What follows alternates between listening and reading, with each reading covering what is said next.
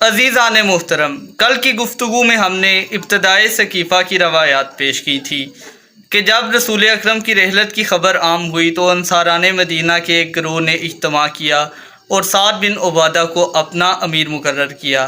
اس واقعے کی خبر جب حضرت عمر کو موصول ہوئی تو انہوں نے حضرت ابو بکر کو ساتھ لیا اور اس جگہ پر پہنچے۔ حضرت ابو بکر نے وہاں پر پہنچ کر ایک تقریر کی جس کا لب لباب یہ تھا کہ ہم مہاجرین سب سے پہلے ایمان لائے، ہم نے سب سے زیادہ مصائب برداشت کیے، سب سے زیادہ رسول اکرم کا ساتھ دیا، اس لیے امارت کا حق صرف ہمیں حاصل ہے، امیر ہم میں سے ہوگا جبکہ وزیر تم میں سے ہوگا، اور ہم کوئی بھی کام تمہارے مشورے کے بغیر نہیں کریں گے۔ آج کی گفتگو میں ہم دیکھیں گے کہ اس کے بعد کیا ہوا، انصار مدینہ کی طرف سے کیا ری ایکشن آیا اور حضرت ابو بکر کی بیعت کیسے ہوئی۔ حضرت ابو بکر کی اس تقریر نے کھڑے ہو کر کہا، گروہ انصار اپنے معاملے پر اچھی طرح سے ڈٹ جاؤ، کیونکہ یہ لوگ تمہارے ہی زیر سایہ رہ رہے ہیں اور کسی کو تمہاری مخالفت کی جرت نہیں ہے، اور کسی کی یہ جرت نہیں کہ تمہاری مرضی کے بغیر زمام امور کو سنبھال سکے۔ تم عزت دار اور عظمت و جمعیت اور رکھنے والے لوگ ہو۔ اس وقت لوگوں کی نظریں تمہارے ہی فیصلوں پر مرکوز ہیں، اس لیے تمہیں چاہیے کہ آپس میں اختلاف نہ کرو، ورنہ تمہارے امور تباہ ہو جائیں گے۔ اگر اس کہنے سننے کے باوجود بھی یہ لوگ ہماری بات کو تسلیم نہ کریں تو ہم اس سے کہتے ہیں کہ ایک رہبر ہم میں سے اور ایک رہبر ان میں سے منتخب ہونا چاہیے۔ یہ سن کر حضرت عمر نے کہا، ہیہات، دو تلواریں ایک نیام میں نہیں سما سکتی۔ عرب اس بات پر کبھی راضی نہ ہوں گے کہ ان کا امیر انصار میں سے ہو، کیونکہ پیغمبر کا تعلق تمہارے قبیلے سے نہیں تھا، اور البتہ عرب اس بات کو ماننے پر آمادہ ہو جائیں کہ ان کے رہبر کا تعلق ان کے پیغمبر کے قبیلے سے ہو۔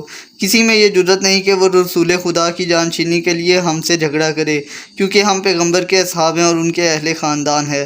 حضرت عمر کی تقریر کے بعد حباب بن منظر اٹھے اور انہوں نے کہا، اے گروہ انصار، اپنے فیصلے پر قائم رہو، اس شخص اور اس کے ساتھیوں کی بات کو قبول نہ کرو۔ یہ لوگ تم سے مقامی رہبر ہتھیانا چاہتے ہیں، اور اگر یہ تمہاری مخالفت کریں تو انہیں اپنے شہر سے نکال باہر کرو، کیونکہ تم لوگ ہی مقامی خلافت کے زیادہ حقدار ہو۔ شہر سے نکالنے پر تمہاری تلواریں انہیں مجبور کر سکتی ہیں۔ لوگ اس امر میں تمہارے ہم نوا ہیں۔ میں اس سلسلے میں ایک محکم اور خلل ناپذیر ستون کی طرح مضبوطی سے جمع ہوا ہوں، اور اس لکڑی کی طرح کھڑا ہوا ہوں جو اونٹوں کے باڑوں کے ساتھ نصب کی جاتی ہے، اور خارشی اونٹ اس سے اپنے جسم کی خارش مٹاتے ہیں۔ ان میں سے درخت خرما کی طرف قائم ہو جو کسی دیوار یا ستون سے وابستہ ہو، اور شیر کی طرح کسی سے نہ ڈرتا ہو۔ میں شیر جیسا جگر رکھتا ہوں۔ خدا کی قسم، اگر تمہاری خواہش ہو تو میں اس عمر کے سینگ کاٹ سکتا ہوں۔ عمر بن خطاب نے کہا، اس شکل میں خدا تجھے قتل کرے گا۔ حباب نے کہا، خدا تجھے قتل کرے گا۔ اس وقت عبید اللہ بن جراح نے کھڑے ہو کر کہا، اے گروہ انصار، مدینہ میں رسول اکرم کی مدد کرنے والے تم پہلے لوگ ہو، اور اب نظام اسلام میں تغیر و تبدل کرنے میں پہل نہ کرو۔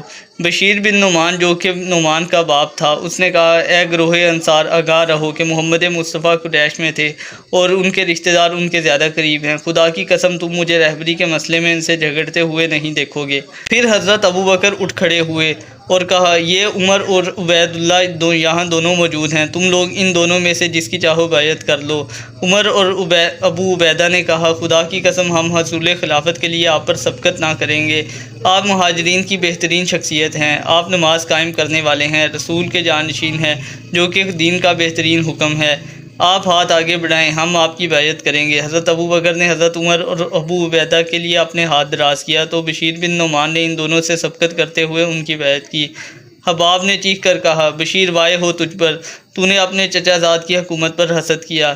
قبیلہ اوس کے سردار اسید بن خفیف نے اپنے ساتھیوں کی طرف منہ موڑ کر کہا، اگر تم نے ابو بکر کی بیعت نہ کی تو قبیلہ خزرج تم پر برتری حاصل کرے گا۔ یہ سن کر اسید کے ساتھی بھی اٹھ کھڑے ہوئے اور انہوں نے حضرت ابو بکر کی بیعت کر لی، اور یوں قبیلہ اوس کی مخالفت کی وجہ سے سعد بن عبادہ شکست کھا گئے اور خلیفہ منتخب نہ ہو سکے۔ پھر تمام اطراف سے لوگ آئے اور انہوں نے حضرت ابو بکر کی بیعت کی۔ سعد بن عبادہ، جو کہ بستر پر لیٹے ہوئے تھے، وہ لوگوں کے پیروں تلے پامال ہونے لگے۔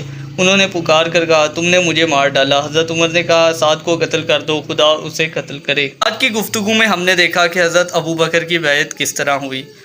اگلی اقساط میں ہم دیکھیں گے کہ حضرت ابو بکر کی بیعت کے بعد سعد کا کیا ری ایکشن تھا، اور سعد کو کس طرح سے شہادت نصیب ہوئی، اور اس کے بعد بنی ہاشم کے ساتھ کیا اختلافات شروع ہوئے۔